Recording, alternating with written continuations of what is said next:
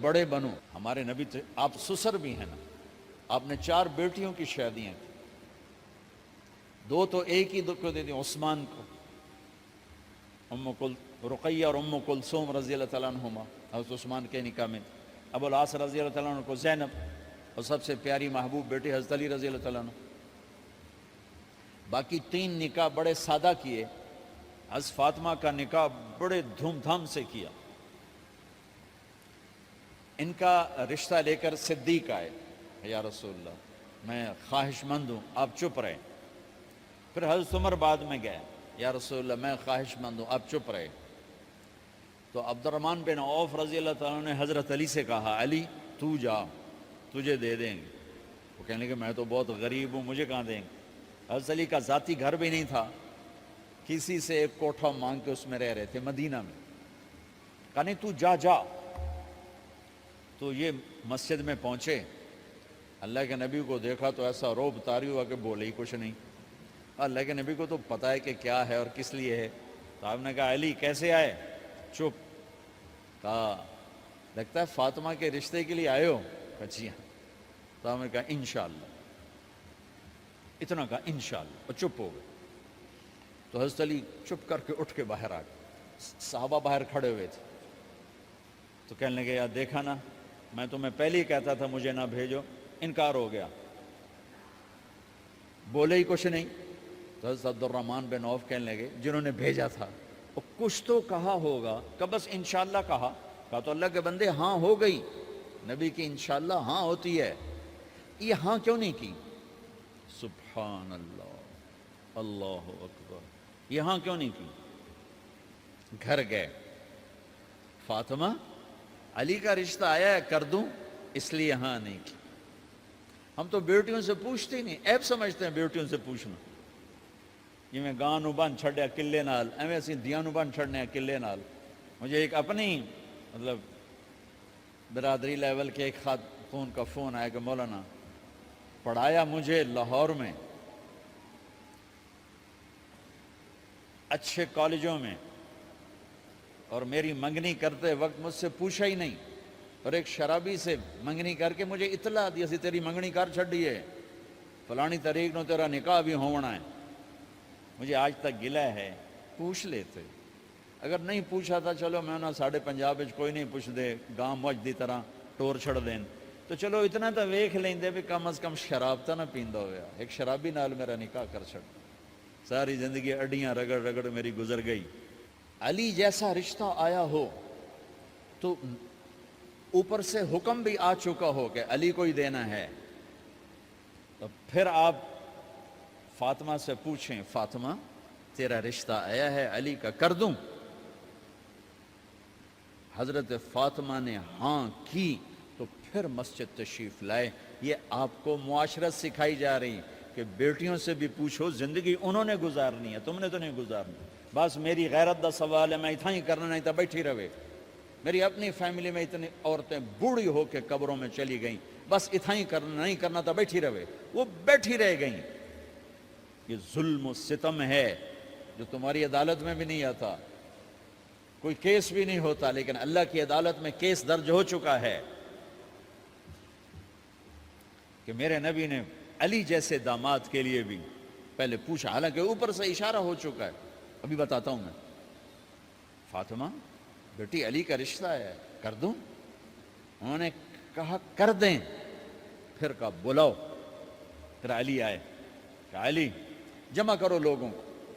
مسجد ساری بھر گئی تو آپ ممبر پر تشریف فرما ہوئے، حضرت علی کو ایسے سامنے بٹھایا، کہا لوگوں مجھے جبریل اللہ کی طرف سے پیغام دینے آئے ہیں کہ میں اپنی بیٹی فاطمہ کا نکاح علی کے ساتھ کر دوں۔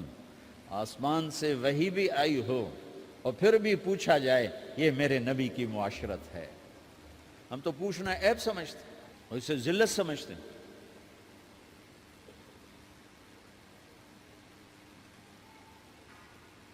پھر آپ نے اتنا بڑا اہتمام کیا، مسجد نبوی پرانی جو آپ کے زمانے کی تھی، بہت بڑا ہال تھا، اس کا بھرا ہوا تھا۔ آپ نے سب کو شہد کا شربت پلایا، خود نکاح پڑھایا، نکاح کا خطبہ پڑھ کیا، پھر کہا علی میں نے فاطمہ بنت محمد کو 400 درم مہر کے عوض تمہارے نکاح میں دیا، تو نے قبول کیا؟ انہوں نے کہا جی میں نے قبول کیا، اور سجدے میں چلے گئے اور زور سے دعا مانگی، رب اوزعنی ان اشکر نعمتک التی انعمت علی وعلی والدی وان اعمل صالحا ترضاہ واصلح لی فی ذریتی انی تبت الیک واننی من المسلمین۔ میرے نبی نے کہا آمین، زور سے کہا آمین، نکاح ہو گیا۔ رخصتی ہوئی 6 مہینے بعد، 1 مہینے بعد، 1 سال بعد، 3 روایات ہیں، فوراً 4 روایات، لیکن زیادہ صحیح ہے دیر کے بعد، فوراً نہیں ہوئی، کچھ عرصے کے بعد رخصتی ہوئی۔ حضرت عقیل آپ کے بھائی وہ کہنے لگے علی اب رخصتی ہو جانی چاہیے، تو یہ دونوں مل کر آئے سلمان فارسی کے پاس کہ سلمان بھائی ہماری رخصتی کروا دو۔ سلمان فارسی کا بڑا احترام تھا، انہوں نے جا کر بات کی ام سلمہ رضی اللہ تعالیٰ عنہ سے۔ ام سلمہ نے بات کی اللہ کے نبی سے، کہا ہاں ہاں آ جائے، لے جائے، آ جائے لے جائے۔ تو علی رضی اللہ تعالیٰ عنہ اپنی اونٹنی لے کر آئے، تو حضرت علی کا گھر وہ کرائے پر گھر تھا ایک کونے پر، تو وہاں اسما بنت امیس اور ام ایمن گئیں اور اس کے فرش کو لیول کیا، فرش میں سرخ مٹی ڈال کے اس کو لیول کیا اور دیواروں کی پوچا پاچی کی اور وہاں کھوٹیاں لگائیں کپڑے ٹانگنے کے لیے۔ آپ نے حضرت عائشہ اور حضرت ام حبیبہ، حضرت ام سلمہ سے فرمایا تمہیں پتہ ہے نا مجھے فاطمہ سے کتنا پیار ہے، اسے دلہن بناؤ۔ دلہن بنانا بھی سنت ہے، دلہن بناؤ، اسے دلہن بناؤ، تو آپ کو دلہن بنایا گیا۔ پھر علی رضی اللہ تعالیٰ عنہ تشریف لائے سلمان فارسی اور عقیل کے ساتھ، اونٹنی کو دروازے پر بٹھایا، تو آپ نے علی کا ہاتھ پکڑا، اندر تشریف لے گئے اور فاطمہ کا ہاتھ پکڑ کے علی کے ہاتھ میں دیا اور کہا بیٹی مجھے اپنے خاندان میں جو سب سے زیادہ محبوب تھا میں نے تیرا ہاتھ اس کے ہاتھ میں دیا ہے۔ پھر کہا علی تجھے نبی کی بیٹی مبارک، نبی کی بیٹی مبارک۔ پھر آپ نے اسے پیالے میں پانی منگوایا اور اس میں آخری 2 سورتیں پڑھ کے دم بھی کیا، تھوک بھی ڈالا، پھر اس میں سے انگلیاں ڈال کے ان کے سینے پر چھڑکا کہ دونوں پی لو، دونوں کو پلایا۔ پھر باہر تک چھوڑنے آئے، حضرت علی نے آپ کو اونٹنی پہ بٹھایا، آپ نے 2 عورتوں کو ساتھ بھیجا، ام ایمن اور اسما بنت عمیس۔ یہ چھوٹی سی بارات جا کر علی کے گھر اتری اور آپ نے حضرت علی سے فرمایا کہ میں عشاء پڑھ کے آؤں گا، میرا انتظار کرنا ہے۔ تو عشاء کی نماز کے بعد آپ تشریف لے گئے، آپ نے دوبارہ پیالے میں پانی منگوایا اور اس پر آخری 2 سورتیں پڑھ کے دم کیا، پھر ان کے سینے پر چھڑکا، یہاں بازوؤں پر چھڑکا اور کمر پر چھڑکا اور دعا دی اللہم اسد جدہما وجمع شملہما وبارک علیہما واخرج منہما ذریۃ صالحہ۔ یہ دعا دی آپ نے اس وقت کہ میرے مالک ان کے جمع ہونے میں برکت عطا فرما اور ان کو سعادتیں عطا فرما اور ان کو نیک اولاد عطا فرما۔ یوں میرے نبی نے اپنی بیٹی کو رخصت فرمایا۔ اگلے دن آپ نے حضرت علی کو بلا کے فرمایا علی ولیمہ بھی کرنا ہے۔ کہنے لگے یا رسول اللہ میرے پاس تو کچھ نہیں۔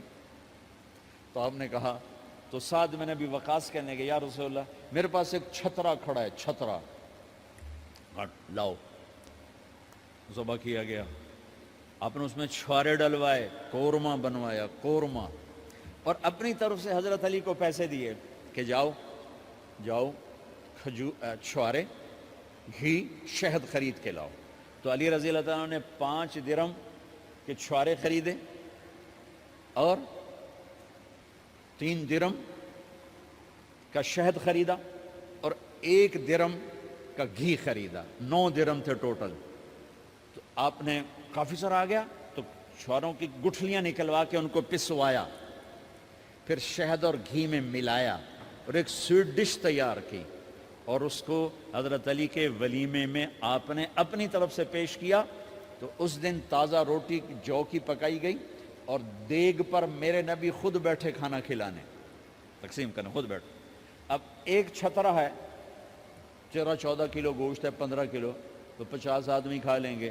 آپ نے کہا سارے مدینے کو دعوت ہے، سارے مدینے والے جتنے بھی آئے، اور میرے نبی خود دیگ سے نکال کے کھلاتے رہے۔ سارا مدینہ ولیمہ فاطمہ کا کھا گیا اور دیگ بھری پڑی تھی۔ تو ولیمے میں تکلف جائز ہے، سادگی بھی جائز ہے، سادگی بھی سنت ہے، تکلف بھی سنت ہے۔ ہاں جو ہماری خرافات ہیں، فضولیات ہیں، یہ تباہ کن ہیں، ان سے بچنا بڑا ضروری ہے۔ اور بھائیو، کسی کی شادی ہو، اس بچے کی ہو رہی ہے، یہ افسر ہے، ایک ریڑھی والے کی ہو، کسی بھی گھر کی آبادی کا ایک ہی سبب ہے، وہ میٹھا بول ہے، وہ اچھا سلوک ہے۔ جس کی بیٹی کو لے جا رہے ہو اسے عزت دینا، اور یہ جو جا رہی ہے یہ ان کو اپنا ماں باپ سمجھے، اپنے خامند کے ماں باپ کو اپنے ماں باپ سمجھے۔ جاتے ہی لکیریں لگانا نہ شروع کر دے، میں انہوں وکھرا کرتے انہوں ایدے کرتے انہوں ایدے کر۔ وہ اپنے گھر کا ایک فرد بن کے زندگی گزاریں۔ جو لے کے جا رہے ہیں ان کے ذمہ ہے کہ اس کو بیٹی بنا کے لے جائیں۔ سسرال جو ہوتے ہیں وہ ہمیشہ عیب دیکھتے ہیں، خوبیاں انہیں نظر ہی نہیں آتی، تو کھٹ بٹ تو ہوتی رہتی ہے، کوئی ایسی بڑی بات نہیں۔ کھٹ بٹ کو صلح میں بدلو، مزید لڑائی جھگڑا نہ بڑھاؤ۔ میرے نبی حضرت فاطمہ کے گھر آئے، دیکھا تو آپ اداس بیٹھی۔ آپ نے کہا فاطمہ بیٹی کیا ہوا؟ کہ میرا اور علی کا جھگڑا ہو گیا۔ اچھا؟ خود گئے بیٹی کے باپ ہو کر، دیکھا تو حضرت علی مسجد میں سوئے ہوئے تھے۔ آپ نے ان کو اٹھایا، کہا یا ابا تراب قم، آپ کو یہ ٹائٹل یہاں ملا، اے ابو تراب۔ فرمایا کرتے تھے کل کائنات ملتی تو اتنی خوشی نہ ہوتی جتنا اس ٹائٹل کی خوشی ہے۔ ابو تراب کہنے کا کیا مطلب تھا؟ کہ اظہار محبت کے لیے ایسے ٹائٹل دیے جاتے تھے، تو ابو تراب کہہ کر یہ میسج دیا کہ میاں بیوی کی لڑائی ہوتی رہتی ہے، میں تجھ سے ویسے ہی محبت کرتا ہوں جیسے پہلے کرتا تھا، یہ میسج دیا اس نے۔ اب حضرت علی کو لائے اٹھا کر اور گھر میں تشریف لائے، نہ علی کی سنی نہ فاطمہ کی سنی۔ ہاں بھئی علی کی مسئلہ ہے، ہاں بھئی فاطمہ کیا مسئلہ ہے؟ یہ مسئلے سن سن کے بھی زیادہ لڑائی ہو جاتی، صلح کراون والے بھی آپ ہو دو چار لتر مار کے آ جاندے۔ تو میرے نبی نے کیا کیا؟ سبحان اللہ، زمین پر لیٹ گئے، ادھر علی کو لٹایا، ادھر فاطمہ کو لٹایا، علی کا ہاتھ اپنی ناف پہ رکھا، فاطمہ کا ہاتھ ان کے ہاتھ پہ رکھا، اور بیٹی کے ہاتھ پر اپنا ہاتھ رکھا۔ پھر فرمایا کہو ہماری صلح ہو گئی۔ علی کہو، فاطمہ کہو۔ دونوں نے کہا ہماری صلح ہو گئی۔ آپ اٹھے، خوش خوش باہر آئے، چہرہ ایسے گلاب کے پھول کی طرح۔ صحابہ نے عرض کی یا رسول اللہ آج آپ بڑے خوش نظر آ رہے ہیں۔ فرمایا علی و فاطمہ کی صلح کرا کے آ رہا ہو۔ تو کھٹ بٹ ہو جانا تو کوئی بڑی بات نہیں ہے، مطلب یہ وہ گھر ہے، میں اس گھر کی کیا تعریف کر سکتا ہوں۔ تو میں آگے کا ایک قول سنا دیتا ہوں ابن عباس کا، کہ جنت میں نور کی چمک اٹھے گی، سارے جنت ہی کہیں گے یہ نور کیسا نور ہے بھائی جو ساری جنت کے نور پر چھا گیا؟ تو فرشتے بتائیں گے کہ او جنت الفردوس میں علی و فاطمہ بیٹھے ہیں، کسی بات پہ ہنسے ہیں، ان کے دانتوں سے جو نور نکلا ہے اس نے جنت کو روشن کر دیا۔ لیکن کھٹ پٹ یہاں بھی ہو گئی۔ ان سے بڑا گھر میرے نبی کا ہے، وہاں بھی کھٹ پٹ۔ ایک دفعہ آپ نے حضرت عائشہ سے کہا مجھے پتہ لگ جاتا ہے جب تو مجھ پہ ناراض ہوتی ہے، مجھے پتہ چل جاتا ہے۔ انہوں نے عرض کی یا رسول اللہ آپ کو کیسے پتہ چلتا ہے؟ کہ جب تو مجھ پہ ناراض ہوتی ہے نا تو قسم اٹھاتے ہوئے کہتی ہے ابراہیم کے رب کی قسم، اور جب مجھ پہ راضی ہوتی ہے تو پھر تو قسم اٹھاتے ہوئے کہتی ہے محمد کے رب کی قسم۔ کہ ایسے مجھے پتہ چل جاتا ہے جب تو کہتے ہیں نا ابراہیم کے رب کی قسم، تو مجھے پتہ چل جاتا ہے کوئی کھٹ بٹ ہو گئی ہے۔ تو نبی کے گھر میں بھی ہو جاتی ہے، یہ مسئلہ تو ختم ہوگا جنت میں۔ ہمارے ذمہ ہے کہ ان چیزوں کو کم کریں۔ یہ ایک میرے نبی کی معاشرت ہے میرے بھائیوں، اسے سیکھو، اسے سمجھو، اسے پڑھو۔ تو بھائیوں میرا نبی ایک زندگی دے کر گیا ہے، یہ چونکہ شادی کا موقع ہے اس کو میں نے تفصیل سے بیان کیا ہے، اس کی تفصیل بیان ہی نہیں کی جاتی۔ یہ اتنی ضروری ہے جتنی نماز ضروری ہے۔ نماز تو 5 وقت پڑھیں گے، زندگی 24 گھنٹے روپ بدل رہی ہے، ہر روپ میں میرا نبی کیا چاہتا ہے اس کو سیکھو، اس کو سمجھو، کرو گے اللہ آپ کو چمکائے گا، بنائے گا۔ اپنی کمائیوں میں حلال لاؤ، حرام سے بچو۔ جج بھی بیٹھے ہیں، وکیل بھی بیٹھے ہیں، کسی ظالم کے وکیل نہ بنو۔ وَلَا تَقُلْ لِلْخَائِنِينَ خَصِيمًا۔ آپ کو ایک آیت میں جوڈیشری، جج، مقننہ اور وکلاء کا پیغام اللہ کا سنا دیتا ہوں۔ اِنَّا أَنزَلْنَا إِلَيْكَ الْكِتَابَ بِالْحَقِّ لِتَحْكُمَ بَيْنَ النَّاسِ بِمَا أَرَاكَ اللَّهُ وَلَا تَقُلْ لِلْخَائِنِينَ خَصِيمًا۔ مقننہ قانون ساز، تو انا انزلنا الیک الکتاب بالحق، قانون بنانے کا حق اللہ کو ہے، اللہ کے قانون کو اپناؤ۔ آگے جج حضرات، فحکم لتحکم بین الناس بالحق، ججوں کو حکم ہے کہ حق فیصلے کرنا، بک نہ جانا، دب نہ جانا، حق کے فیصلے کرنا۔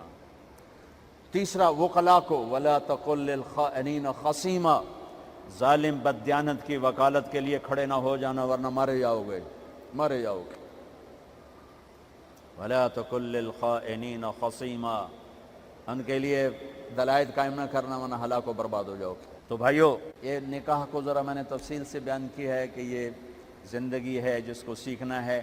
حلال کماؤ، بچوں کو حلال دو، بیوی کو حلال دو۔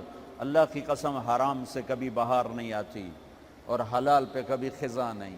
حلال کھانا، حلال کھلانا، تو تم شاد و آباد رہو گے۔ اللہ میں عمل کی توفیق بخشے۔